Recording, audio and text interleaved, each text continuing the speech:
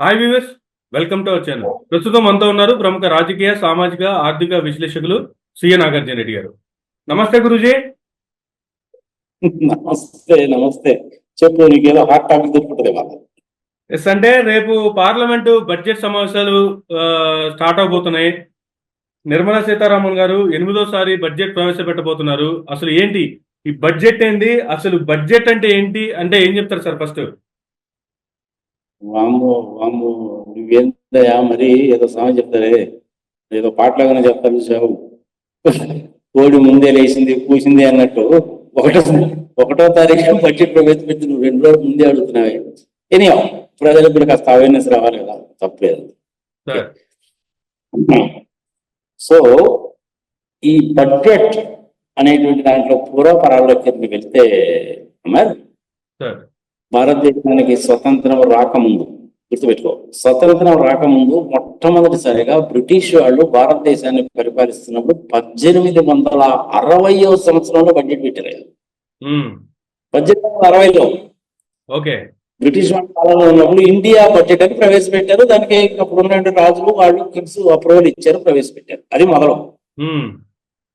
తర్వాత భారతదేశానికి స్వతంత్రం వచ్చిన తర్వాత 15వ తారీఖు ఆగస్టు 1947లో స్వతంత్రం వచ్చిన తర్వాత నవంబర్ 1947లో బడ్జెట్ ప్రవేశపెట్టారు ఫస్ట్ టైం. అంటే నవంబర్, డిసెంబర్, జనవరి, ఫిబ్రవరి, మార్చ్ 5 నెలలకే అది ఆ బడ్జెట్. ఓకే. షణ్ముఖ శెట్టి అని ఆయన ఫైనాన్స్ మినిస్టర్, ఆయన ప్రవేశపెట్టాడు. అప్పుడు ఇంకా మన రాజ్యాంగం కూడా అమల్లోకి రాలేదు. బడ్జెట్ ప్రవేశపెట్టారు 5 నెలలకి. ఎంత బడ్జెట్ అవుట్లే? 197 కోట్లు. అంతే, 197 కోట్ల 30 లక్షల 29 లక్షలు ఎంత ఉంది, రౌండ్ ఫిగర్ చేసుకున్నాం. 197 కోట్లు. ఇందులో ఇంచుమించుగా 171 కోట్ల చిల్లర, సరే రౌండ్ ఫిగర్ చేసుకున్నాం, 172 కోట్లు అనుకో. ఓకే. 172 కోట్లు అనేటువంటి ఆదాయం, అంటే పన్నుల ద్వారా వచ్చినటువంటి ఆదాయం 172 కోట్లు. టోటల్ బడ్జెట్ అవుట్లే 197 కోట్లు. 25 కోట్ల అప్పు. ఇది ఇంపార్టెంట్. భారతదేశానికి స్వతంత్రం వచ్చిన దగ్గర నుంచి మన బడ్జెట్ అంతా అప్పు బడ్జెటే. ఇప్పుడు ఆ అప్పు బడ్జెట్ ఎంత దూరం చేరింది అంటే, రాష్ట్ర ప్రభుత్వాలు కానీ, కేంద్ర ప్రభుత్వం కానీ, మోడీ కానీ, మన్మోహన్ సింగ్ కానీ, పివి నరసింహరావు కానీ, ఎవరైనా ఉండని, అది రోజుకి పెరుగుతూ ఇప్పుడు ఒక్క మోడీ గారి దగ్గర నుంచి మోడీ గారి బడ్జెట్ అనేటువంటిది, అప్పు అనేటువంటిది 155 లక్షల కోట్లు. ఎంత? 155 లక్షల కోట్ల అప్పు. ఇది రాష్ట్ర ప్రభుత్వాలకు సంబంధించిన అప్పులు కూడా కనుక కలుపుకుంటే ఇంచుమించుగా 200 లక్షల కోట్ల అప్పు. ఇది బడ్జెట్ కి సంబంధించింది. నెక్స్ట్ నీకు ఇంకా ఏం కావాలి? ఎస్ సార్, అంటే బడ్జెట్ ఇంత ఉంది, ఇలా ఉంది పరిస్థితి. 8వ సారి ప్రవేశపెట్టబోతున్నటువంటి నిర్మలా సీతారామన్ గారి బడ్జెట్ కి సంబంధించి ఏం చెప్తారు? అసలు రేపు ఏ ఏ అంశాల మీద బడ్జెట్ ప్రవేశపెట్టే అవకాశం ఉంది, ఎలా ఉండబోతుంది అంటే ఏం చెప్తారు సార్ అసలు? 9 గంటలకో 8 గంటలకో మోడీ గారు కేంద్ర ప్రభుత్వానికి సంబంధించిన మంత్రులందరితోటి సమావేశం జరుపుతారు. ఆ సమావేశంలో తయారు చేసినటువంటి బడ్జెట్ ఫిగర్లు మొత్తానికి కూడాను గంగిరెద్దులాగా తలకాయలు ఊపి అందరు కూడా సంతకాలు పెట్టి, కాఫీ తాగి, బిస్కెట్లు తిని, బ్రేక్ఫాస్ట్ చేసి ఎవరి దోన వాడు పోతారు. ఎవరి దోన వాడు పోతారంటే ఇంటికి పోరు, పార్లమెంట్కి వెళ్తారు. మన నిర్మలా సీతారామన్ గారు మిగిలిన కొంతమంది మంత్రులు కలిసి రాష్ట్రపతి భవన్కి వెళ్ళి ఆ బడ్జెట్ కాపీ ఆమెకి ఇచ్చి, ఆమె దగ్గర సంతకం పెట్టించుకొని, ముద్ర వేయించుకొని, రాసముద్ర వేయించుకొని బయటకు వచ్చారు కూడా ఒక ఫోటో, గ్రాండ్ గా ఫోటో. నిర్మలా సీతారామన్ గారు ఇంతకుముందు అయితే బ్రీఫ్ కేసు పట్టుకుపోయేవాళ్ళు, ఇప్పుడు బ్రీఫ్ కేసు అనేది పథకం మానేసి ఒక సింపుల్ గా ఒక ఎర్ర రంగులో ఉండేటువంటి ఒక ఫైలు, దానికి ఒక తెల్ల తాడు కట్టుకొని ఆమె ఇలా పట్టుకొని ఒక ఫోటో ఇచ్చి పార్లమెంట్కి వెళ్ళిపోతుంది. 11 గంటలకు పార్లమెంట్ మొదలైతే 12 గంటల వరకు సోది తప్ప, డబ్బా తప్ప ఇంకా ఏమీ ఉండవు. మోడీ గారు ఎన్ని దేశాలు తిరిగారు, ఎలా చేశారు, అసలు ఎలా సాధించారు, ఏమి జరిగింది, పోనీ ఆ ఫిగర్లు కూడాను ఇమ్మీడియట్ గా పోయిన సంవత్సరాలకు సంబంధించిన ఫిగర్లు చెప్తారని చెప్పరు. వచ్చే బడ్జెట్ రేపు ఫిబ్రవరి 1 ప్రవేశపెట్టబోయేటువంటిది ఆర్థిక సంవత్సరం 25-26 ఆర్థిక సంవత్సరానికి సంబంధించిన బడ్జెట్ కదా. Yes sir. 24-25 సంవత్సరం ఆర్థిక బడ్జెట్ ఇంకా అయిపోలేదుగా, ఇంకా 2 నెలలు ఉంది మనకి. ఫిబ్రవరి మార్చి ఇంకా 2 నెలలు ఉంది. అవును, 10 నెలలుగా అయిపోయింది. అందుకని మీరు తెలివిగా ఏం చేస్తారంటే ఈ 10 నెలల ఫిగర్లను ఎప్పుడు కూడా చెప్పరు. 24-25 ఆర్థిక సంవత్సరంలో ఎంత కేటాయించామో అంత కేటాయించామో అని చెప్పినప్పటికీ యాక్చువల్ గా 3-4 సంవత్సరాల కింద ఏమైంది అనేటువంటి ఫిగర్లు చెప్తారు. ఓకే. మన మోడీ గారు 21-22 సంవత్సరంలో 22 దేశాలు తిరిగాడు, 22-23 సంవత్సరంలో 38 దేశాలు తిరిగాడు, ఇవి చెప్తారు. దాని తర్వాత ఎకానమిక్ స్టేటస్ ఎలా ఉంది చెప్తారు. దాని తర్వాత ఏమేమి చేశారు చెప్తారు, ఎక్కడెక్కడ ఏమేమి జరిగింది చెప్తారు, ఎవరు అమరాబూతులు తిట్టారు అనేటువంటి సంగతి కూడా చెప్పరు. అన్ని పాజిటివ్ థింగ్స్ అని చెప్పుకుంటారు. మహిళా సాధికారత కోసం అని చెప్పి లాస్ట్ టైం మేము బడ్జెట్ లో 30,000 కోట్ల రూపాయలు ఇచ్చాము. దాని మూలకంగా 3 కోట్ల మంది మహిళలు భారతదేశంలో బెనిఫిట్ పొందారు. ఇలాంటిదంతా సోది చెప్తారు గంట పాటు. 11 గంటల నుంచి 12 గంటల వరకు ఈ సోదితో సరిపోయింది. ఓకే. 12 గంటల నుంచి అసలు శిశులైన వ్యవహారం మొదలవుతుంది. ఇంతకుముందు అయితే ఏం చేసేవాళ్ళంటే ఈచ్ అండ్ ఎవరీ డిపార్ట్మెంట్ కి ఇట్లా ఏ రంగాలకి ఎంతెంత అలొకేట్ చేశారనేటువంటిది చెప్తా ఉంటారు. ఒక సామాన్య మానవుడు కనుక అర్థమయ్యేటట్టు కనుక చెప్పాలంటే మరి ప్రధానంగా 3 ఫిగర్లు మన జిమ్ములాగా మొత్తంగా 3 ఫిగర్లు 3 ఫిగర్లు గుర్తుపెట్టుకుంటే చాలా సామాన్య మానవుడు. ఓకే. మరి ఆ 3 ఫిగర్లు ఏమిటి? టోటల్ బడ్జెట్ అవుట్లే ఎంత, ఇది ఒక ఫిగర్. 52 లక్షలు ఉండవచ్చు ఈసారి. ఎందుకంటే పోయినసారి 48 లక్షల చిల్లర ఉంది కాబట్టి దానికి ఒక 10% యాడ్ చేసేసి అదొక 52 లక్షల కోట్లు 52 లక్షల కోట్లు ఉంటుంది. ఇది ఒక ఫిగర్ గుర్తుపెట్టుకుంటే చాలు. ఓకే. రెండవ ఫిగర్ ఏంటంటే గవర్నమెంట్ కి వచ్చినటువంటి ఆదాయం ఎంత, ఇది రెండో ఫిగర్. అదొక 36 లక్షల కోట్లు వేసుకో. ఇక ఈ 52 లక్షల కోట్లకి ఈ 36 లక్షల కోట్లకి మధ్య ఉన్నటువంటి డిఫరెన్స్ అనేటువంటి 16 లక్షల కోట్లు ఏదైతే ఉందో ఇది అప్పు. తెలిపోయింది కానీ ఇదే బడ్జెట్ ఎందుకంటే ఉండదు. అంటే బడ్జెట్ అవుట్లే ఓకే ఎలా ఉంటుంది అంటే అవుట్లే ఎన్ని రకాలుగా ఉంటుంది సార్ అసలు బడ్జెట్ అవుట్లే అనేది? అవుట్లే అంటే ఒక్కటే, అందుకంటే ఉండదు. బడ్జెట్ అవుట్లేలో ఉండే ఫిగర్లు ఈ 3 ప్రధానమైన ఫిగర్లు. ఓకే. ఇందులో ఆదాయం అని చెప్పాను కదా, అవును, 36 కోట్లు లేదంటే 37 కోట్లు, 1 లక్ష కోట్లు అటు ఇటు వేసుకో. ఆ 36 లక్షల కోట్లు ఎక్కడి నుంచి వస్తుంది అంటే సెంట్రల్ ఎక్సైజ్, కస్టమ్స్, జిఎస్టీ ఈ 3 కలిపితే ఒక 16-17 లక్షల కోట్లు వస్తుంది. Okay. Corporate tax, income tax ఒక 16 లక్షల కోట్లు వస్తుంది. అవి 2 కలిపి 32 లక్షల కోట్లు. ఇంకొక 4 లక్షల కోట్లు అనేటువంటిది ఎల్ఐసిని అమ్మేస్తే, వైజాగ్ స్టీల్ ప్లాంట్ అమ్మేస్తే, స్టేట్ బ్యాంక్ ఆఫ్ ఇండియాలో షేర్స్ అదానీ గారికో అంబానీ గారికో ఇచ్చేస్తే ఒక 4-5 లక్షల కోట్లు. ఏమైంది ఇప్పుడు నీకు? 16 + 16 32, 32 + 4 36. ఇంకేం లేదా ఆదాయం? ఓకే.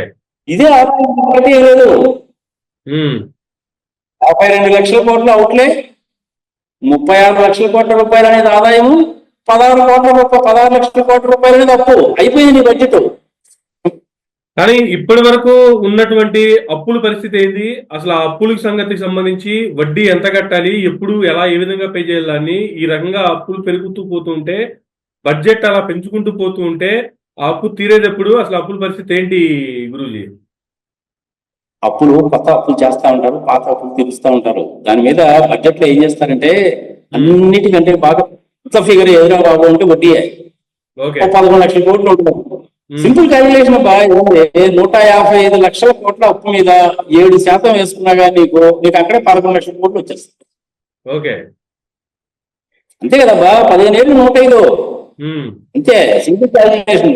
11 లక్షల కోట్ల రూపాయలు అనేటువంటిది తీసుకున్న అప్పుల మీద వడ్డీ. ఇది ఒక ఫిగర్. దాన్ని ఫైనాన్స్ కాస్ట్ అంటారు దాన్ని, లేదంటే ఇంట్రెస్ట్ అంటారు, అంతే. ఒక ఫిగర్ వచ్చిందా నీకు? డిఫెన్స్ కోసం అని చెప్పి ఒక 6 లక్షల కోట్లు కేటాయిస్తారు, సమంజసమే. ఇంకా 1 లక్ష కోట్లు ఎక్కువ కేటాయించినా కానీ తప్పులేదు. భారతీయ సైన్యం మీద నాకు అపారమైన నమ్మకం ఉంది. వాళ్ళకి మనందరం కూడా అవసరం అయితే రోజుకు ఒక 10 రూపాయలు ఇచ్చినా కానీ తప్పులేదు. అదొక 6-7 లక్షల కోట్లు ఉంటుంది. భారతదేశం ఉన్న పరిస్థితిలో ఇటు పక్క పాకిస్తాన్ వాడు, అటు పక్క చైనా వాడు ఉండి, చైనా మనకంటే మూడు రెట్లు ఎక్కువగా ఉండి వాళ్ళ సైన్యాన్ని పెంచుకున్న మనం కూడా చేయాలి కదా, మరి తప్పదు కదా. నేను మోడీ గారి స్థానంలో ఉన్నా కానీ అదే పని చేస్తాను. మరి let me tell you very frankly, కొత్తగా S-400 సిస్టమ్స్ కొనుక్కోవాలి. రాఫెల్ మన హెచ్ఏఎల్ వాళ్ళు తయారు చేయాలి 83, మనం కొనుక్కోవాలి. అమెరికా వాళ్ళ దగ్గర నుంచి G404 ఇంజన్ ఎక్స్పెక్ట్ చేస్తున్నాం, దానికి డబ్బులు కావాలి. శాటిలైట్స్ లాంచ్ చేసుకోవాలి. ఇటు పక్క బంగ్లాదేశ్ నుంచి, పక్క పాకిస్తాన్ నుంచి జొరపడేటువంటి వాళ్ళకి కంచె కట్టుకోవాలి, సెక్యూరిటీ ప్రొవైడ్ చేసుకోవాలి. 4000 కిలోమీటర్ల బోర్డర్ లైన్ ఉంది చైనా వాళ్ళకి మనకి మధ్యలో. ఇలాంటివన్నీ ఉన్నాయి కాబట్టి ఒక 6 లక్షల కోట్లు 7 లక్షల కోట్లు డిఫెన్స్ కేటాయిస్తారు. సో 11 లక్షలు వడ్డీ, 6 లక్షలు ఇది, ఈ 2 ఫిగర్లు. దీని తర్వాత వచ్చేటువంటి మేజర్ ఫిగర్ ఏంటంటే ఈ నేషనల్ హైవేస్ కి ఇట్లాంటి వాటికి మేజర్ ఫిగర్ ఉంటుంది. అది ఒక 6 లక్షల కోట్లు ఉంటుంది, 5-6 లక్షల కోట్లు ఉంటుంది. దీని తర్వాత మేజర్ గా వచ్చేటువంటి ఫిగర్ ఏంటంటే రైల్వేస్. అదొక 5 లక్షల కోట్లు ఉంటుంది. ఇంతకుముందు రైల్వే బడ్జెట్ సపరేట్ గా ఉండేది, కలిపేశారు కాబట్టి దానికి ఒక 5 లక్షల కోట్లు ఉంటుంది. దానికి ఏం చెప్తారు వీళ్ళు? చూసారా, ఈ చర్లపల్లి దగ్గర రైల్వే స్టేషన్ చూసేవాళ్ళు తిరిగిపోయింది, ఎట్టున్నది. అలాంటి కడుతున్నామా మేము? దానికోసం 5 లక్షల కోట్లు మంచిదే, దాన్ని మేము కాదనుకుంటున్నా. ఎక్స్క్లూజివ్ ఫ్లైట్ కూడా వచ్చాయి. సరే, ఏదో ఒక రోజు బుల్లెట్ ట్రైన్ వస్తుంది, వందే భారత్ ట్రైన్ కూడా 150 కిలోమీటర్ స్పీడ్ లో బాగానే పోతున్నాయి. ఇప్పటి వరకు బ్రిటిష్ సింగిల్ లైన్ ని డబుల్ లైన్ చేశాము, డబుల్ లైన్ ని ఎలక్ట్రిఫైడ్ చేసాము. ఇప్పుడు ఇంపార్టెంట్ రైల్వే లైన్స్ అన్నిటి కూడా 3వ లైన్ కూడా వేస్తున్నాము. ఎక్స్క్లూజివ్లీ ఫ్లైట్ కారిడార్స్ అన్ని వేస్తున్నాము. ఇండస్ట్రియల్ ఏరియాస్ అన్ని కనిపించి రైల్వేస్ కి ఒక 5 లక్షల కోట్లు. ఇది అయిపోయిన తర్వాత నెక్స్ట్ వచ్చేటువంటిది ఏంటంటే అగ్రికల్చర్. 2 లక్షల కోట్లు వేసుకో, 2-3 వేసుకో, దానికి మోడీ గారు ఏం చెప్తారంటే 3 లక్షల కోట్లు అండి రైతులకి 10,000 ఇస్తున్నాం ఒక్కొక్కరికి. ఏందనుకున్నారు? ఇంతవరకు ఎవడు కూడా సోనియా గాంధీ ఇచ్చిందా, కుమారావు ఇచ్చాడా, రాహుల్ గాంధీ ఇచ్చాడా, ఎవరిచ్చారు? మన్మోహన్ సింగ్ ఇచ్చాడా, ఎవరిచ్చారు? ఎవరు కూడా నేనే 10,000 కోట్లు, 10,000 రూపాయలు ఇస్తున్నా రైతుకి. ఇంతకుముందు 6,000 రూపాయలు అని చెప్పా, ఇప్పుడు 10,000 రూపాయలు అని చెప్పా. అదొక 3 లక్షల కోట్లు. కానీ ఈ రైతుల గురించి చెప్పుకోవాలంటే అమర్ ప్రజలకు తెలియాలి కాబట్టి, బ్రిటిష్ వాళ్ళు ఉన్నప్పుడు ఏం చేశారంటే ప్రజలకు తెలియాలి కాబట్టి చెప్తున్నాను నేను. హిస్టరీలో పోయి ఎంతో సౌభాగ్యంగా ఉన్నటువంటి వాళ్ళు, సంపన్న పరులుగా ఉన్నటువంటి వాళ్ళు, చక్కగా వాళ్ళ కడుపు నింపుకొని దేశ ప్రజలకు 2 పూటల కడుపు నింపి, ఒక తులమో 2 తులాల బంగారం కొనుక్కొని, ఒక ఇల్లు కొనుక్కొని, ఇల్లు కట్టుకొని, పెళ్ళాం పిల్లలతో సుఖంగా ఉన్నటువంటి రైతులు ఒకప్పుడు భారతదేశంలో. సంపన్న వర్గం. ఇండస్ట్రీస్ ఏం లేవు, ఇండస్ట్రీస్ అంటే పెద్ద ఎవరు లేరు, రైతులు చాలా సంపన్నంగా ఉన్నారు.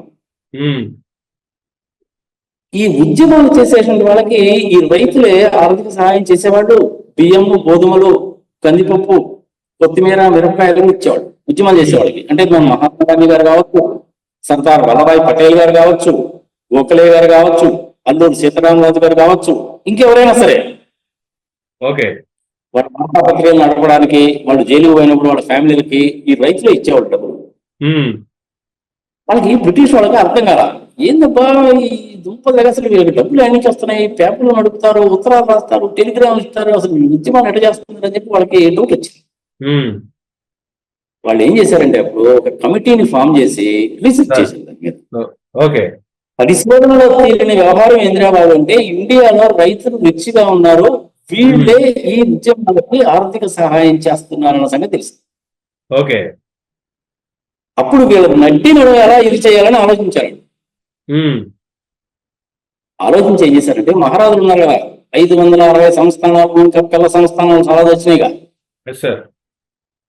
వాళ్ళందరికీ ఏం చెప్పారంటే, బాబు నువ్వు పని చేయి, ఒక్కొక్క రైతుకి ఎకరానికి 10 రూపాయలు శిస్తు వస్తుంది, పన్ను వేయను, అందులో 8 రూపాయలు ఉంచుకో, 2 రూపాయలు మాకి అన్నారు.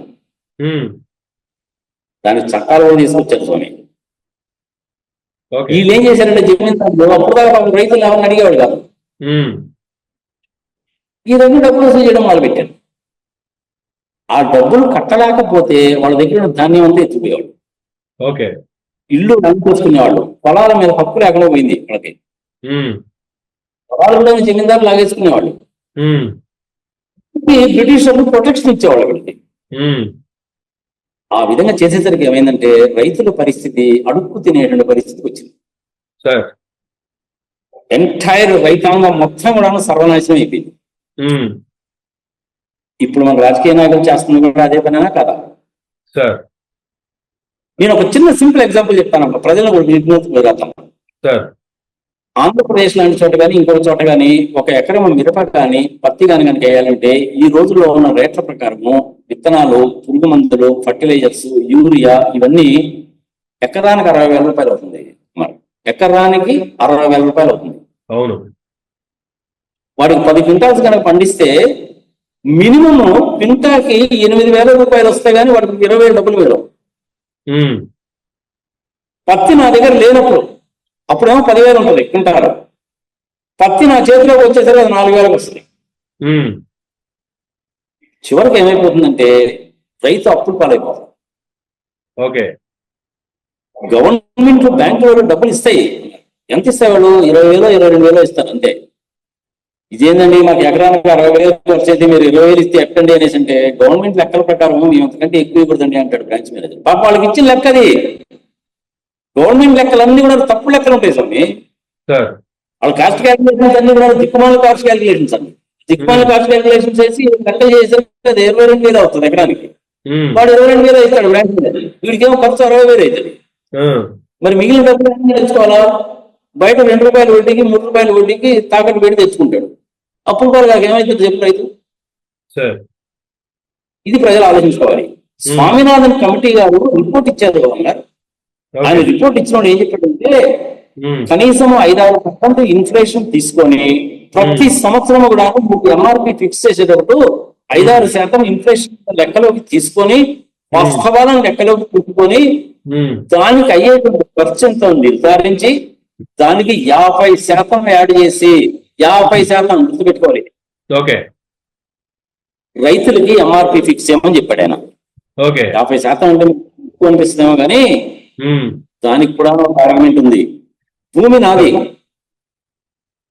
ఇప్పుడు సపోజ్ నేను ఇల్లు కట్టుకున్నాను, వేరే వాడికి రెంట్కి ఇస్తే నేను రెంట్ తీసుకుంటానా లేదా? తీసుకోవాలిగా. అక్కడ నా భూమి మీద నాకు రెంట్ రావాలిగా. నా పెళ్ళం పిల్లలు కూడా బతకాలిగా. ఒక certain standard of living maintain చేయాలిగా నేను. అందుకని చెప్పి అది ఫిక్స్ చేశారు, అది న్యాయము ధర్మం కూడా.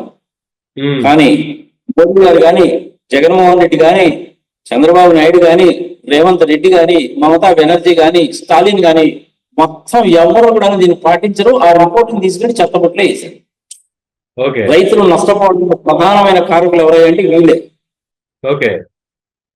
ఇప్పటికైనా సరే రైతాంగం గమనించాలి. ఇది వీళ్ళు చేస్తున్న పని కాదు, బ్రిటిషర్స్ చేసిన పని ఇప్పుడు వీళ్ళు ఫాలో అవుతున్నారు. ఇంతకంటే వీళ్ళు పెద్ద గొప్పగా చేసిందే లేదు.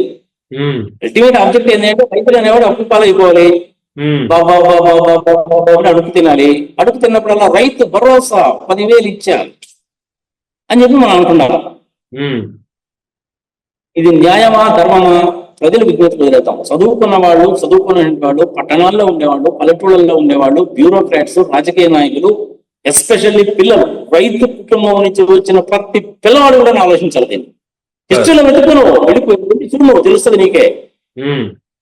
గవర్నమెంట్ మాత్రం తెలియదా నీకు? యూరియా బస్తా ఎంతో తెలియదా? పుట్టు మందులు ఎంతో తెలియదా? ఇతర రేట్ ఎంతో తెలియదా? కరెక్ట్ గా ఏంటో క్యాల్కులేట్ చేయలేవు నువ్వు. ఒక 1,000 రూపాయలు అటు క్యాల్కులేట్ చేయొచ్చుగా. అంతేగా. మరి ఎందుకు చేయరా పని? నేను చేయమండి అంతే. నువ్వు ఎవడరా నువ్వు అడగడానికి? అబ్బన్ నక్సలై ఏంద్రా నువ్వు అడిగేది మమ్మల్ని? టుకుడే గ్యాంగ్ రా, దేశ ద్రోహులు మీరు. ఏంది మీరు అడిగేది? ఇది లాంగ్వేజ్. దీని మూలకంగా రైతులు నష్టపోతారు, రైతుల కుటుంబాల మీద ఆధారపడ్డ నష్టపోతారు, రైతు కూలీలు కూడా నష్టపోతారు.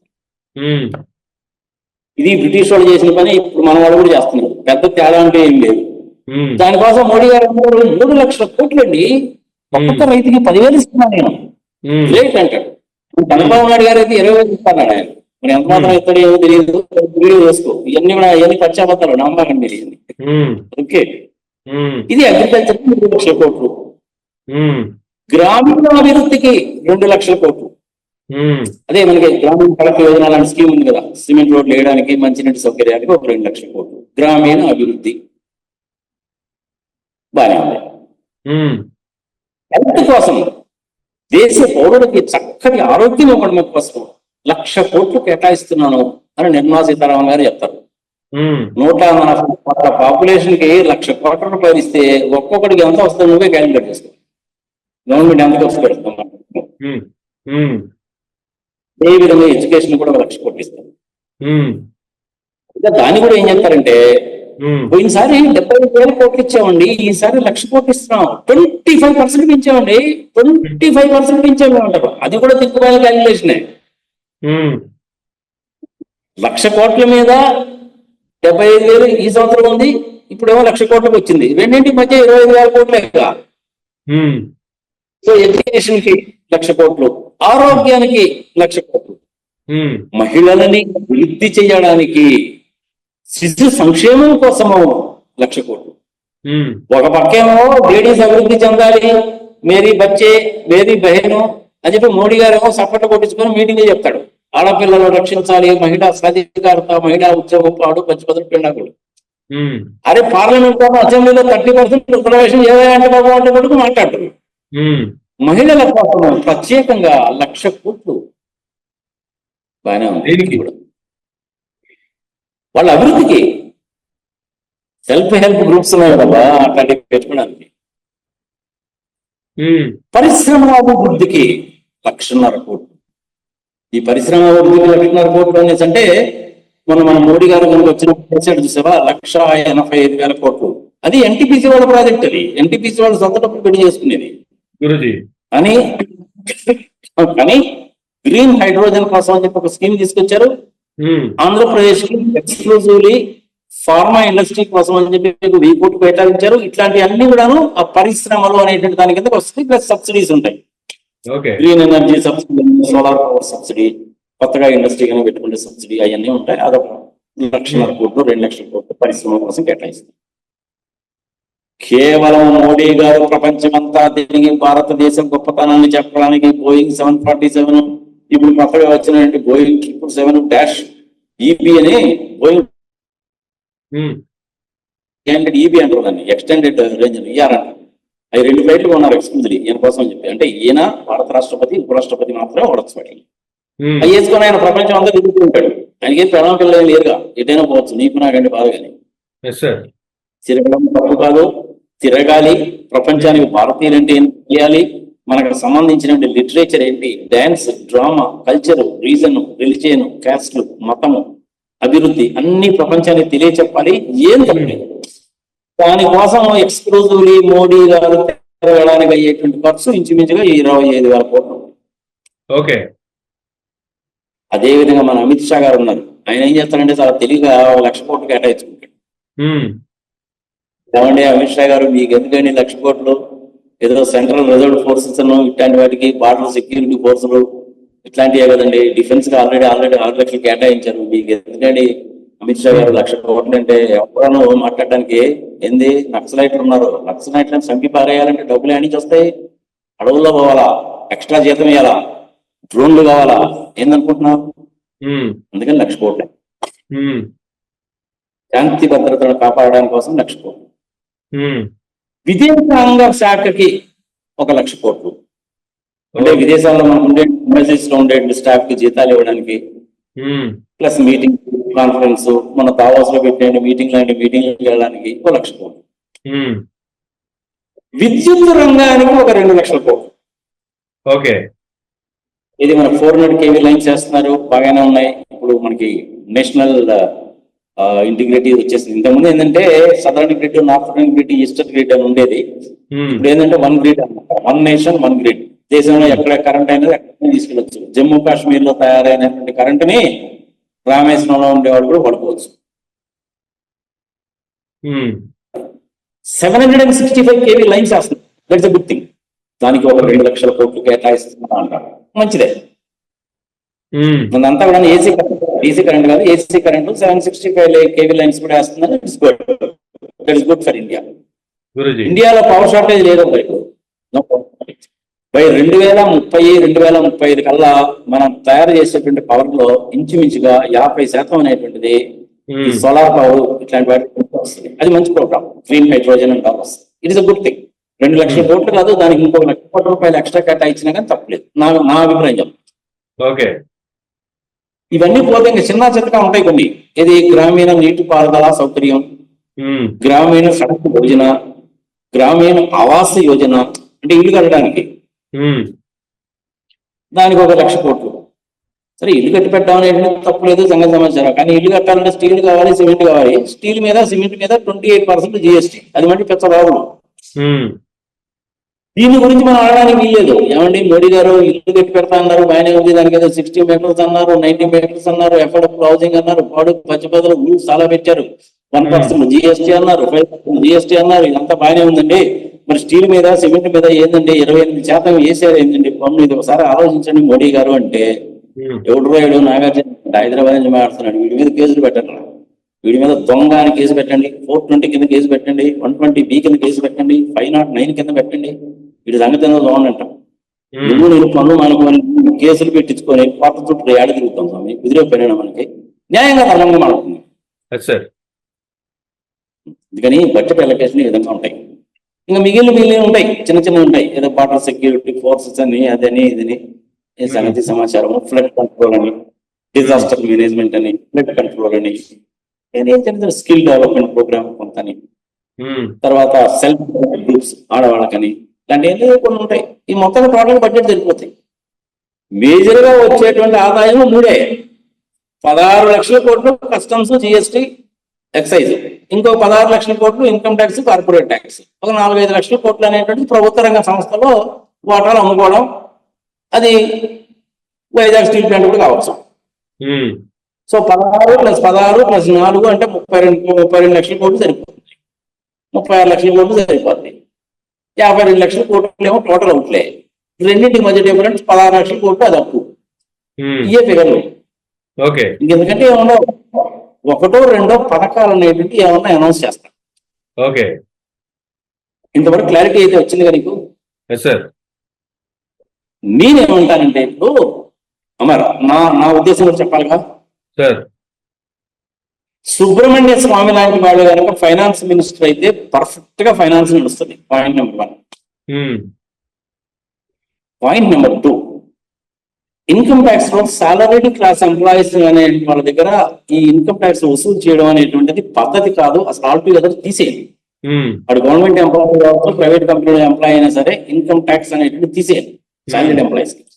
వాళ్ళ మూలంగా వచ్చేది ఇన్కమ్ ట్యాక్స్ ఏమవుతుందా? అది కట్టేయండి. ఇన్కమ్ ట్యాక్స్ మూలంగా వచ్చేది ఇన్కమ్ ట్యాక్స్ డిపార్ట్మెంట్ నడపడం సరిపోతుంది. అయితే పెట్రోల్ రంగానికి సంబంధించి ఏమైనా అలొకేషన్స్ చేసే పరిస్థితి ఉందా గురూజీ? ఈ బడ్జెట్ లో ఏం చెప్తారు ఇంధన రంగానికి సంబంధించి? మోడీ గారు ఇంకొక 10 రూపాయలు ఎక్స్ట్రా కస్టమ్స్ డ్యూటీ, ఎక్సైజ్ కనుక వేయకపోతే మన చాలా అదృష్టవంతుల కింద లెక్క. తగ్గిస్తాడు అనమాట, మనం ఎక్స్పెక్ట్ చేయక. ఓకే, ఇప్పటికే పెట్రోల్ మీద, డీజిల్ మీద పెద్ద బాధలు ఉంది. ప్రజలకు కూడా తెలియాలి కాబట్టి ఈ సందర్భంగా చెప్పుకుందాం. నేను మోడీ గారికి చేతులు ఎత్తి దండం పెట్టి అడుగుతున్నాను అమర్, దేశంలో ఉన్న ప్రతి పౌరుడి కోసం అడుగుతున్నాను. పెట్రోల్ మీద, డీజిల్ మీద ఉన్నటువంటి ట్యాక్సెస్ చాలా హెవీగా ఉన్నాయి. ఆ సమానమైన నిత్యావసర వస్తువు అయిపోయింది. 50% పైగా ట్యాక్స్ ఉంటాయి. 100 రూపాయలు పెట్టి నువ్వు పెట్రోల్ కనుక కొనుక్కుంటే అందులో ఇంచుమించుగా 50 రూపాయలు ట్యాక్సే ఉంటుంది. చాలా అన్యాయం, చాలా దారుణం. దాన్ని GSTలోకి తీసుకొచ్చి 25% కనుక వేస్తే 60 రూపాయలు మిగులుతుంది నీకు లీటర్. ప్రజలకి 40 రూపాయలు మిగులుతుంది లీటర్కి. అందుకని నేనేమంటాను, మోడీ గారు దయచేసి మీరు ఒకసారి ఆలోచించండి సార్. దీని గురించి మీరు చక్కగా భోజనం చేసి భుజం ఎదేలాగా శాలువా వేసుకొని రాత్రిపూట ఈవినింగ్ టైము మీ గార్డెన్లో తిరుగుతూ ఒకవేళ మీ పక్కన ఏదైనా ఒకటో రెండో నెమలు కనుకుంటే వాడికి జీడిపప్పులు పెట్టుకుంటూ ఒక్కసారి ఆలోచించండి సార్. ఇది చాలా అన్యాయం అండి మోడీ గారు. ఆలోచించండి మీరు. ఏమో 10 రూపాయలు పెంచారు. దాని మూలకంగా మా తెలంగాణ ముఖ్యమంత్రి రేవంత్ రెడ్డి గారు బ్రహ్మాండమైన పని చేశాడు, మోడీ గారు సంతోషిస్తాడు. ఈయనేమో 35% పెట్టుకుంటున్నాడు. ఆ 10 రూపాయలకి ఈ 35% చొప్పున 3 రూపాయల 50 పైసలు యాడ్ అయితే పెట్రోల్ రేటు 13 రూపాయలు. ఇది చాలా అన్యాయం సార్ మోడీ గారు. వచ్చే వాళ్ళ దగ్గర నుంచి 35% డిస్కౌంట్ పురుక్కున్నారు కదండి మీరు. అదేమో ప్రాసెసింగ్ చేసి విదేశాలకు ఎక్స్పోర్ట్ చేసి మా మీద ట్యాక్స్ వేయడం న్యాయమేనా అండి మోడీ గారు? మీకు ఆలోచించండి మోడీ గారు. మీ చేతులు దాని ఒక్కసారి ఆలోచించండి మీరు. ఇది నా కోరిక పెట్రోల్ రంగానికి సంబంధించి. నెక్స్ట్ టెలికమ్యూనికేషన్స్ సంబంధించి ఏం చెప్తారు మోడీ గారు? టెలికమ్యూనికేషన్స్ సంబంధించి కూడా చెప్పాలి అంటే బిఎస్ఎన్ఎల్ని చంపేయకండి సార్. 4 లక్షల కోట్ల రూపాయల ఆస్తులు ఉన్నాయి సార్ వాళ్ళకి 5G పర్మిషన్ ఇవ్వండి సార్, ఎక్విప్మెంట్ కొనుక్కోవడానికి. నా పర్సనల్ అనుభవమే చెప్తున్నానండి మోడీ గారు. చారధామ్ యాత్రకు పోయినప్పుడు బ్రహ్మాండంగా పనిచేసింది, మా పల్లెటూళ్ళకి వెళ్తే బ్రహ్మాండంగా పనిచేసింది, శబరిమలలో బ్రహ్మాండంగా పనిచేసింది, రైలు ఎక్కినా బస్సు ఎక్కినా పనిచేస్తుంది సార్. వాళ్ళని నిమిషాలు చంపేస్తారని అవసరంగా. మీకు అంబానీ గారంటే ఇష్టం ఉంటుండవచ్చు, మీరు ఆయన గుజరాతీ ఆయన భుజాలు రాసుకొని తిరిగినా కానీ నాకేం పెద్ద అభ్యంతరం లేదండి మోడీ గారు. అది మీ ఇష్టం. కానీ కూడా అలాగే భుజాలకు ఎత్తుకోండి, నాకేం అభ్యంతరం లేదు. కానీ బిఎస్ఎన్ఎల్ మటు చంపకండి సార్. వాళ్ళ ఎక్విప్మెంట్ కొనుక్కోవడానికి పర్మిషన్ ఇవ్వండి సార్, బ్రహ్మాండంగా పనిచేస్తుంది. రేపు మనకి ఇంకొకడో వచ్చి స్టార్లింక్ కనుక ఆపరేట్ చేశారంటే ఇండియాలో చాలా కాస్ట్లీ అయిపోతుంది సార్. ఈ పని చేయండి మోడీ గారు. చేతులెత్తి దండం పెడతారండి మోడీ గారు. దయచేసి ఆ పని చేయండి. బిఎస్ఎన్ఎల్ చంపకండి సార్. వాళ్ళకి ఎక్విప్మెంట్ కొనుక్కోవడానికి పర్మిషన్ ఇవ్వండి సార్, టవర్లు పెట్టుకోవడానికి పర్మిషన్ ఇవ్వండి సార్, టెక్నాలజీ తీసుకోవడానికి పర్మిషన్ ఇవ్వండి సార్ మోడీ గారు. ఇది టెలికమ్యూనికేషన్స్ కి సంబంధించింది. దానికి కూడాను బడ్జెట్ లో ఒక 75,000 కోట్లు 50,000 కోట్లు అలకేట్ చేస్తారు. ఇంకా నెక్స్ట్ సార్. సో ఫైనల్ గా ఆంధ్ర రాష్ట్రానికి సంబంధించి అడిగితే ఏం చెప్తారు సార్? పెద్దగా ఏమీ ఎక్స్పెక్ట్ చేయకండి. చెప్పారు కదా పోయినసారి అమరావతి 15,000 కోట్లు అనగానే మన టీవీ వాళ్ళు నారాయణ చేశారు దాని గురించి. ₹1 ఎవరు అలాంటి ఏం పెట్టుకో. మనం తెప్పలేదో మనం పడాల్సిందే అంతే. అప్పులు పాలైపోయిందండి మాకు సహాయం ఇవ్వండి అనేసి అంటే లేదయ్యా, యాక్ట్ ఉంది కదా, యాక్ట్ ప్రకారం పోవాల్సిందే. లేదా ఆర్బీఐ దగ్గరికి వెళ్ళి తెచ్చుకో, 1,20,000 కోట్లు తెచ్చుకున్నావు కదా కానీ అంటారు. సార్ పోలవరం కన్నా నిధులు ఇవ్వండి సార్ అంటే పోలవరం నిధులిస్తాము కానీ మీరు అంత తప్పు లెక్క చెప్తే ఎట్టా కుదరదుగా. అదేంటి సార్, అది 45 మీటర్లు ఎత్తుది 41 మీటర్లు చేస్తే ఎట్లా సార్, అది స్టోరేజ్ కెపాసిటీ తగ్గిపోతుంది కదా. నన్నేం చేయమంటావా దానికి? నువ్వేగా ఒప్పుకున్నావు. మొట్టమొదటిలో 196 టీఎంసీల స్టోరేజ్, 2 కెనాల్స్, 1000 మెగావాట్ పవర్ అని కదా సార్ మేము అనుకుంది. కరెక్టేనా చెప్పింది? రాజశేఖర రెడ్డి గారు ఉన్నప్పుడు 50 లక్షల మంది నిర్వాసితులు అన్నాడు, 54 లక్షల మంది. ఇప్పుడు దాన్ని 1,00,000 మంది చేసావు, 1,00,000 మంది చేసావు. ఎట్ట కుదురుతుంది అది? డబ్బులు అని తెచ్చారు. ఓకే, అందుకని ఇచ్చిన దాంతో సర్దుకో. నువ్వేం చేసుకుంటావు మాకు తెలియదు. నేషనల్ ప్రాజెక్టే యాక్ట్ లో పెట్టారు, ఒప్పుకుంటున్నాను. నువ్వు దానికి ప్రత్యేక హోదా సంగతి సమాచారము చెప్పేసాము ఆల్రెడీ. ప్యాకేజ్ తీసుకున్నావు, ఏంది నువ్వు అడిగేది? ఆంధ్రప్రదేశ్ వస్తే ఉన్న నేషనల్ హైవేస్ ని కాస్త ఎక్స్పాండ్ చేయడము, 1-2 నేషనల్ హైవేస్లు, ఇప్పుడు నడికూడ శ్రీకాళహస్తి లాంటి రైల్వే లైన్ పూర్తి చేయడం, ఇట్లాంటివి ఏమైనా జరుగుతాయేమో. మన కోటిపల్లి దగ్గర గోదావరి మీద బ్రిడ్జి 1-2 లైన్లు వస్తాయేమో. కానీ ఆర్థికంగా మనకి ₹1 కూడా ఎక్స్ట్రా రాదు. అంటే 70,000 కోట్ల రూపాయలు, 80-90,000 కోట్ల రూపాయలు జిఎస్టీ ఇన్కమ్ ట్యాక్స్ లో మనకి ఏదైతే షేర్ వస్తుందో అదే ఉంటుంది. కానీ ₹1 కూడా నీకు ఎక్స్ట్రా రాదు. మేము ఆల్రెడీ 2,500 కోట్లు ఇచ్చామయ్యా రాజధాని కట్టుకోవడానికి. ఎన్నిసార్లు ఇవ్వమంటామమ్మా? నీకు ఇస్తే వేరే వాళ్ళు అడగండి. వేరేవాడు వేరే నువ్వు చంద్రబాబు నేను భుజాలు రాస్తున్నాము, అందరం కలిసాము, గెలిచాము, సంఘ సమాచారం బాగానే ఉంది. సరే ఈవీఎం మేనేజ్మెంట్ జనాలు అనుకుంటారు, అదంతా వదిలే. జరిగిందా లేదా అన్న సంగతి భగవంతుడు తెలుసు. అసలు కండక్ట్ చేసినేమో నేను పాపాలు గడిగేసుకోవడానికి హిమాలయాలు పోతున్నాను అన్నాడు. జనాలు ఎవడు దాని గురించి అడగడు. అడిగినా కానీ ఏం చేయాలో నీకు నాకు తెలుసు. ఇక 420 కింద దాని కింద దీని కింద కేసులు పెట్టి పడి ఉంటారట అంటారే గాని ₹1 కూడా ఇవ్వడు. అందుకని నేను ఏమంటానంటే ఫైనల్ గా పాయింట్ నెంబర్ 1, పెట్రోల్ మీద డీజిల్ మీద ట్యాక్స్లు తగ్గించండి, జిఎస్టీలోకి తీసుకురండి, మాక్సిమం స్లాబ్ 28% వేసుకోండి. పాయింట్ నెంబర్ 2, ఇల్లు కట్టాలి సంగతి సమాచారం అంటున్నారు కాబట్టి ఇప్పుడు ఉన్నటువంటి 28% సిమెంట్ స్టీల్ మీద 18% మాత్రమే జిఎస్టీ వేయండి. పాయింట్ నెంబర్ 2, వడ్డీ రేటు మీద 4%, 5% వడ్డీ రేటు కింద ఇంట్రెస్ట్ ఫిక్స్ చేయండి. ఎక్కువగా గృహాలు కట్టుకుంటారు, ఇన్ఫ్రాస్ట్రక్చర్ డెవలప్ అవుతుంది, 1 కోటి మందికి ఉద్యోగాలు వస్తాయి. అనార్గనైజ్డ్ సెక్టర్ అది, 1 కోటి మందికి ఉద్యోగాలు వస్తాయి ఇండియాలో ఈజీగా. ఆ పంచాయతీ మోడీ గారు, జనాలకు ఇల్లు వచ్చినట్టు ఉంటుంది, మీ పేరు చెప్పుకొని బతుకుతారు. 1 కోటి మంది దాకా అనార్గనైజ్డ్ సెక్టర్ కి ఫిట్టర్స్, ఎలక్ట్రీషియన్స్, ప్లంబర్స్, డ్రైనేజ్ చేసే వాళ్ళు, మేస్త్రీలు, వీళ్ళందరూ కూడా ఉద్యోగాలు వస్తాయి సార్. కంటిన్యూస్ ప్రాసెస్ అండి మోడీ గారు, అది మీరు అర్థం చేయండి. 3వ పాయింట్, సుబ్రహ్మణ్య స్వామి గారిని ఫైనాన్స్ మినిస్టర్ గా పెట్టుకోండి, అంతా సెట్ అయిపోద్ది.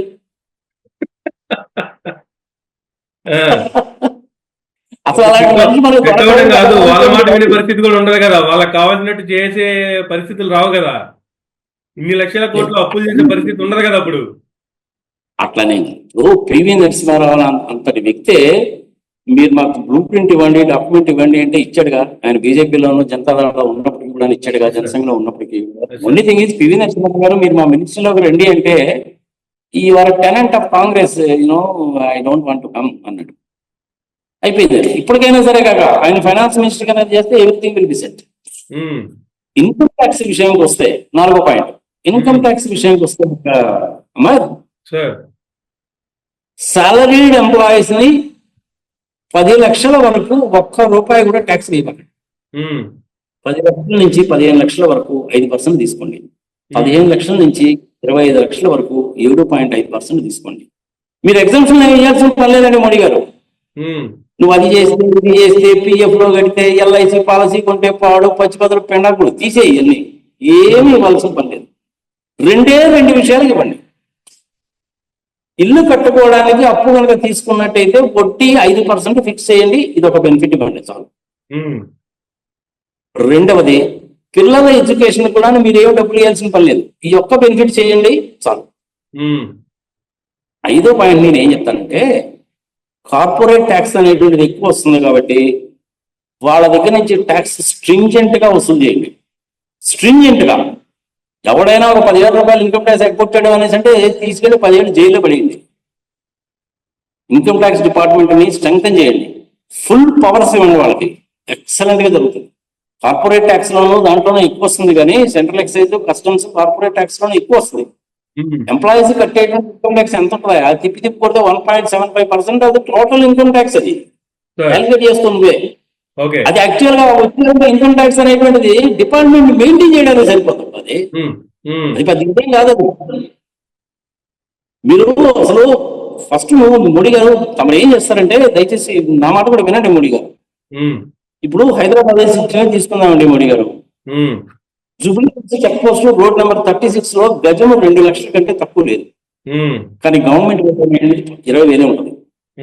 ఇదంతా 1,80,000 బ్లాక్ మనీ. మీరు 20,000 మీద 10% కలెక్ట్ చేస్తున్నారు, 2,000 రూపాయలు రిజిస్ట్రేషన్ చార్జెస్ వస్తున్నాయి మీకు. మీరు 2 లక్షల మీద మీరు 1% వేయండి, అదే 2,000 రూపాయలు వస్తుంది, గవర్నమెంట్ కి ఏం నష్టం లేదు. కానీ బ్లాక్ మనీ ఏంటంటే దేశంలో లేకుండా ఇది చేయని. దేశంలో రాజకీయ నాయకులు అందరూ అన్యాయంగా, అక్రమంగా సంపాదించిన బ్లాక్ మనీ అంతా ఈ విధంగా చేస్తున్నారు, ఎలక్షన్ లో ఖర్చు పెడుతున్నారు. ఈ పని చేయండి మోడీ గారు, గవర్నమెంట్ కి అయితే ఏమి నష్టం లేదు. 20,000 మీద 10% అన్నా 2,000, 2 లక్షల మీద 1% అన్నా మీకు అదే, గవర్నమెంట్ కి ఏమి నష్టం లేదు. మీరు ఆ పని చేయండి సార్, దరిద్రం వదిలిపోద్ది. ఇంకొక పాయింట్ కూడా చెప్తా సార్, ఆరోగ్యవంతమైన జాతిని, విద్యావంతమైన జాతిని తయారు చేయడానికి బడ్జెట్ లో ఎక్కువ అలొకేట్ చేయండి సార్. కేరళ వాళ్ళని ఆదర్శంగా తీసుకోండి సార్ మోడీ గారు. కేరళలో 100% ఎడ్యుకేటెడ్, 10వ క్లాస్ చదువుకున్నాడు, ఇంటర్మీడియట్ చదువుకున్నాడు, గ్రాడ్యుయేట్ గా ప్రపంచ వ్యాప్తంగా వెళ్తారు సార్. వచ్చేంత ఫారెన్ కరెన్సీ వస్తుంది సార్ మోడీ గారు. మీకు కూడా తెలిసిన విషయం, నేను ప్రత్యేకంగా చెప్పాల్సిన పని లేదు. ప్రతి ఒక్కడు కూడా చదువుకున్నాడంటే వాడు ఏదో చిన్న పనులు పెద్ద పనులు చేసుకుంటాడండి మోడీ గారు. ఆ పని చేయండి సార్. ఒక 2 లక్షల కోట్లు 3 లక్షల కోట్లు ప్రాథమిక విద్య మీద ఖర్చు పెట్టండి. ఒక్క జనరేషన్ అంటే మోడీ గారు, ఒక్క జనరేషన్ కనుక చదువుకున్నారు అనేసి అంటే దాని మూలకంగా ఇండియాకి ఫారెన్ కరెన్సీ వస్తుంది, ఉద్యోగ అవకాశాలు వస్తాయి, అన్ఎంప్లాయ్మెంట్ తగ్గుతుంది. ప్రపంచంలో ప్రతి ఒక్కరు గౌరవిస్తాడండి మోడీ గారు మనల్ని. చేతులెత్తి దండం పెడతాను, ఆ పని చేయండి మోడీ గారు. అనవసరంగా ఈ నారాయణ చైతన్యాలను ఇంగ్లీష్ మీడియం చెప్పి, గవర్నమెంట్ స్కూల్స్ లోనే తెలుగు మీడియంలో చెప్పి, మా చంద్రబాబు నాయుడు గారు ఉన్న ఇంగ్లీష్ మీడియం స్కూల్స్ కూడా పీకేసి ఏందంటారండి మోడీ గారు ఇది? ఇంతకంటే దరిద్రమైన పని ఇంకోటి ఉంటుందా మోడీ గారు? ఆరోగ్యవంతమైన జాతిని, విద్యావంతమైన జాతిని తయారు చేయడానికి ప్రాథమిక విద్య దగ్గర నుంచి మొదలు పెట్టండి. గవర్నమెంట్ హాస్పిటల్స్ బాగు చేయండి మోడీ గారు. నేను అడిగిన దాంట్లో న్యాయమో ధర్మమో ఉందా లేదా ప్రజలు విజ్ఞప్తి వదిలేదు. అదే విధంగా టూరిజం, పర్యాటక రంగానికి భారతదేశంలో విస్తృతమైన అవకాశాలు ఉన్నాయండి మోడీ గారు. ఒక్క 10 సంవత్సరాల పాటు పన్ను రాయితీలు ఇవ్వండి సార్. వాడు చాట్ బడ్డీ వాడు కావచ్చు, కారు తిప్పుకునేవాడు కావచ్చు, బస్సు తిప్పుకునేవాడు కావచ్చు, గైడ్ కావచ్చు, 1 star 2 star 3 star 4 star 5 star 7 star hotels ఏదైనా కావచ్చు. అన్ని రంగాల్లో కూడా ఉపయోగపడుతుంది. ట్రాన్స్పోర్టేషన్ చిన్నోళ్ళు పెద్దోళ్ళు అందరూ ఉపయోగపడతాయి. అందులో మీరు మెడికల్ టూరిజం కూడా ఇంక్లూడ్ చేయండి మోడీ గారు. మెడికల్ టూరిజం గురించి కనుక చెప్పాలంటే ఇప్పుడు నేను కొన్ని గంటలు చెప్పచ్చు. టూరిజం ఇండస్ట్రీ అనేది ఇండియాలో కనుక డెవలప్ చేస్తే కనీసం 1.5 మందికి ఉద్యోగాలు వస్తాయి. వాళ్ళు బైక్ కావచ్చు, డ్రైవర్లు కావచ్చు, పాన్ బట్టి వాడు కావచ్చు, హోటల్ వాడు కావచ్చు, టాక్సీ డ్రైవర్ కావచ్చు, ఎవడైనా కావచ్చు. కాస్త కూస్త మిస్యూటిలైజేషన్ కూడా చేస్తారు. వీడు సొంతంగా కారు కొనుక్కుంటాడు, ఆ స్కీమ్ కింద కారు కొనుక్కుంటాడు, సొంతంగా తిరుగుతూ ఉంటాడు. కానీ దాని మీద ట్యాక్స్ ఎగ్జంప్షన్ ఏదైతే ఉందో ఇది పన్ను రాయితీ. వాడు సెంట్రల్ ఎక్సైజ్ కట్టడు, ఎక్సైజ్ డ్యూటీ కట్టడు దాని మీద. కానీ ఇట్లాంటి చిన్న చిన్న జరుగుతుంటాయి, వదిలేయండి. దాని వల్ల పెద్ద నష్టమే లేదు. 1.5 మంది వస్తాయి కదా. ఫారెన్ కరెన్సీ అయితే వస్తుంది కదా. భారతదేశం అంటే ఏదో తెలుస్తుంది. ప్రతి భారతదేశానికి వచ్చి చూసిపోయేటువంటి వాళ్ళందరూ చక్కగా ప్రిపేర్ అయ్యి గుళ్ళు, గోపురాలు, బీచెస్, అడవులు, అటవీ సంపద ఇవన్నీ చూడటానికే వస్తారండి మోడీ గారు. మీకు తెలియని విషయమేం కాదు. ప్రపంచంలో 70 దేశాలు తిరిగారు, మీకు తెలియదా sir? Switzerland, Germany, Singapore, Mauritius జనాలు ఎందుకు పోతారు మీకు తెలుసు కదండి మోడీ గారు. నేను మీకు చెప్పదగినంత వాణి కాదండి మోడీ గారు. టూరిజంకి బాంబే ఎయిర్పోర్ట్ లో, ఢిల్లీ ఎయిర్పోర్ట్ లో ప్రధానంగా ఆ ఎయిర్పోర్ట్స్ లోనే వచ్చిపోయే వాళ్ళు ఉంటారు సార్. ప్రతి ఒక్కరికి కూడా పోయేటప్పుడు మన ఇండియాకి సంబంధించిన ఆ ఎంబ్లెం పెట్టి వాడి పేరును దాని మీద ఎంగ్రేవ్ చేసి ఒక చిన్న గిఫ్ట్ ఇవ్వండి మోడీ గారు. జీవితాంతం గుర్తుపెట్టుకుంటారు. ఉద్యోగ అవకాశాలు వస్తాయి, ఫారెన్ కరెన్సీ వస్తుంది, అన్ని రకాల రంగాలు అభివృద్ధి చెందుతాయి.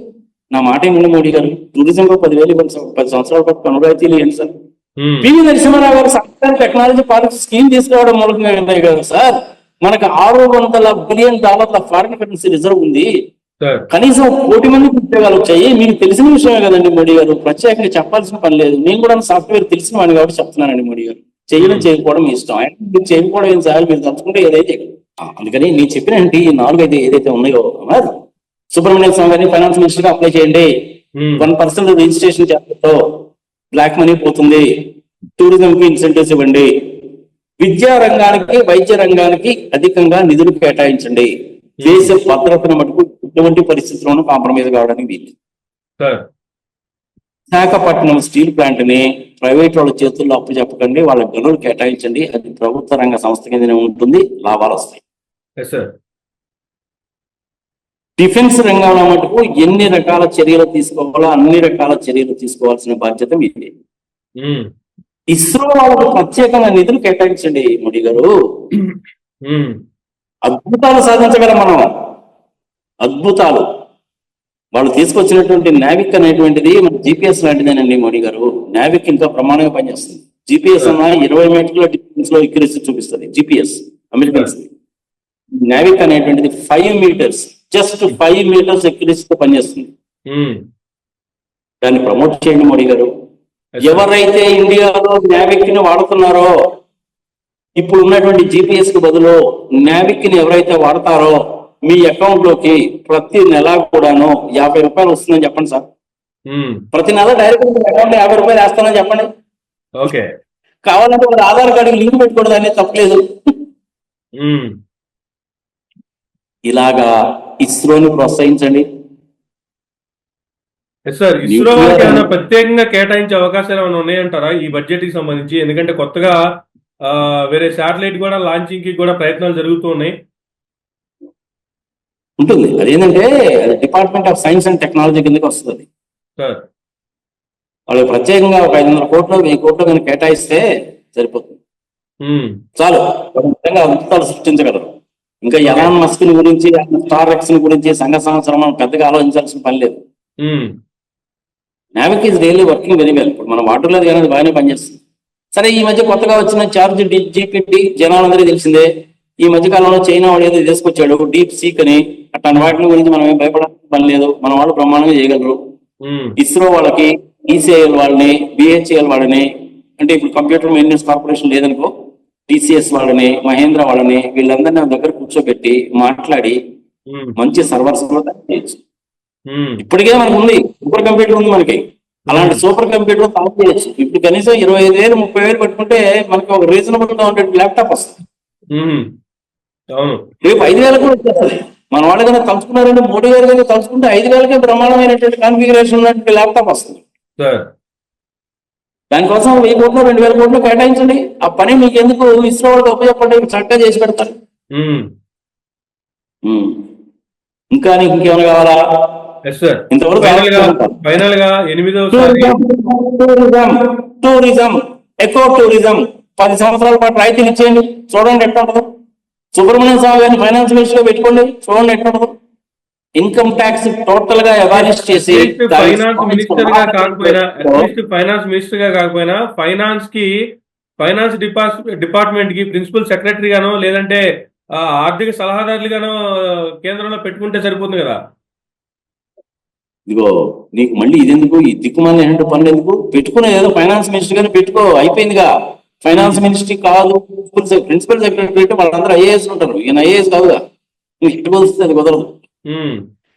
అడ్వైజర్ గా పెట్టుకోవచ్చు. పివి నరసింహారావు గారు అడిగారుగా, అడ్వైజర్ గారు రమ్మంటే నేను రానండి అన్నాడు. దానికి కావాల్సిన పేపర్స్ అన్నీ ఇచ్చాడు. అవునండి. అందుకని ఏంటంటే, టూరిజము ఎగ్జామ్షన్స్ ఇవ్వండి, విద్య మీద, ఆరోగ్యం మీద ఖర్చు పెట్టండి, బిఎస్ఎన్ఎల్ కి పర్మిషన్స్ ఇవ్వండి, 5G పర్మిషన్ ఇవ్వండి, సుబ్రహ్మణ్యం స్వామి గారిని ఫైనాన్స్ మినిస్టర్ కింద పెట్టుకోండి. మీరు ప్రపంచం అంతా తిరుగుతూ ఉండండి, జనాలను కన్విన్స్ చేయండి, ఏమి తప్పలేదు. ప్రపంచంలో ఏ దేశాన్ని గురించి కూడాను మనము భయపడాల్సిన పనే లేదు. $5 ట్రిలియన్ ఎకానమీని మీరు ఏదైతే అంటున్నారో అది ఈజీగా సాధ్యపడుతుంది. పెట్రోల్ మీద, డీజిల్ మీద మటుకు ప్రైస్ మటుకు తగ్గించి తీరవలసినదే, అంతే. డీటెయిల్ గానే చెప్పానని నేను అనుకుంటాను. పొరపాటున ఏదైనా తప్పుగా మాట్లాడుంటే క్షమించగాక. మోడీ గారు, నేను చెప్పింది మీకు నచ్చుండొచ్చు, నచ్చకపోవచ్చు, దయచేసి నన్ను క్షమించండి. ఫైనల్ గా గురూజీ, 8వ బడ్జెట్ ప్రవేశపెట్టబోతున్నటువంటి నిర్మలా సీతారామన్ గారికి సంబంధించి 8వ తారీఖు కాదు స్వామి, 8వ తారీఖు కాదు, 8వ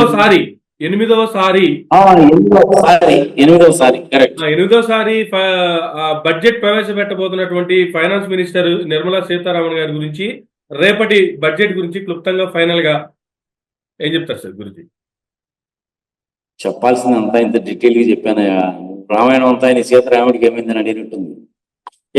బడ్జెట్ మీద సామాన్య ప్రజలు ఎవరు హెవీగా ఎక్స్పెక్ట్ చేయాల్సిన పని లేదు. నాకు తెలిసింది ఏదో నేను చెప్పాను. పాజిటివ్ థింగ్స్ ఉంటాయి, నెగిటివ్ థింగ్స్ ఉంటాయి. అన్నిటికంటే ఇంపార్టెంట్ థింగ్ ఏంటంటే, ఐరన్ మీద, స్టీల్ మీద, సిమెంట్ మీద, గృహ నిర్మించుకోవడానికి అవసరమైన వస్తువులన్నిటినీ కూడాను ప్రస్తుతం ఉన్న 28% నుంచి 18% తీసుకురండి. 1,50,00,000 మందికి దేశవ్యాప్తంగా ఉద్యోగాలు వస్తాయి. టూరిజం కి ఇన్సెంటివ్స్ ఇవ్వండి, ఇంకో 1,00,00,000 మందికి ఉద్యోగాలు వస్తాయి. అదే పని అంటూ ఉంటారు కదా మోడీ గారు, మీరు సంవత్సరానికి 1,00,00,000 ఉద్యోగాలని ఈజీగా క్రియేట్ చేయొచ్చు. ఈ పని చేయండి, మీరు అవుతుందా కదా చూడండి. Thank you sir, thank you very much అండి. రేపు ప్రవేశపెట్టబోయేటువంటి బడ్జెట్ కి సంబంధించి చాలా క్లుప్తంగా దేశానికి సంబంధించి కావచ్చు, అలాగే మన ఆంధ్ర రాష్ట్రానికి ఏమేమి కేటాయింపులు చేస్తే బాగుంటుంది, కేటాయింపులు చేసే పరిస్థితి ఉందా లేదా అనే దానికి సంబంధించి మీ యొక్క క్లుప్తమైనటువంటి విశ్లేషణకు సంబంధించి thank you very much sir. ఇదండి నాగార్జున రెడ్డి గారితో ఈనాటి ఇంటర్వ్యూ. మరొక ఇంటర్వ్యూలో మళ్ళీ కలుద్దాం. చూస్తూనే ఉండండి మైరా మీడియా.